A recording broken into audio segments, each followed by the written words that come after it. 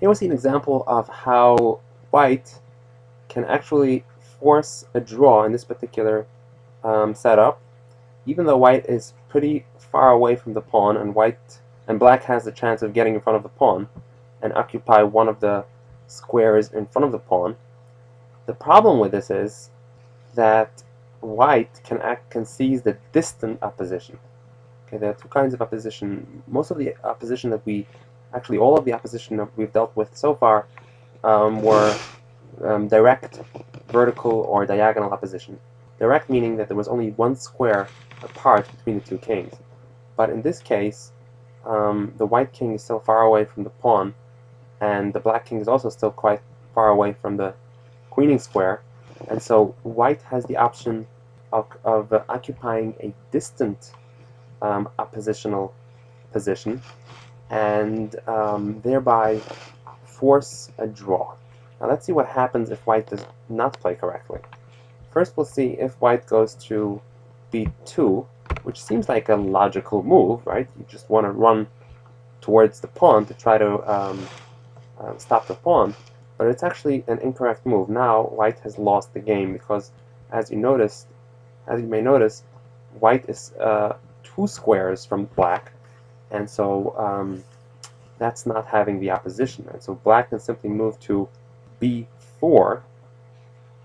Actually, the correct play for black is to move to b4, and then black will have the opposition, and thereby be able to force white to give up ground and exercise a turning maneuver, as we've seen in previous videos, and win the game. So so this is a losing position for white. Let's just see how it would play out. King, of course, the black king, of course, gets the opposition. White is forced into the C file or back into the B rank, into the into the C file or into the 1 rank. And so now black follows, and finally black exercises a turning maneuver, and now now it is safe for black to advance the pawn. But here in this case, black doesn't need to advance the pawn right away because black is actually trying to control the queening square first, and so at this point it's game over. So let's go back to the original setup and see what the correct play for white would have been. Okay, so the first thing that white needs to concentrate at this point is ask themselves the question: is it possible to control, to seize the distant opposition? That's the question. And if it can seize the distant vertical opposition, then that's what white needs to do. So to calculate how to seize the opposition, it's very simple. Opposition is always an odd number of squares between the two kings.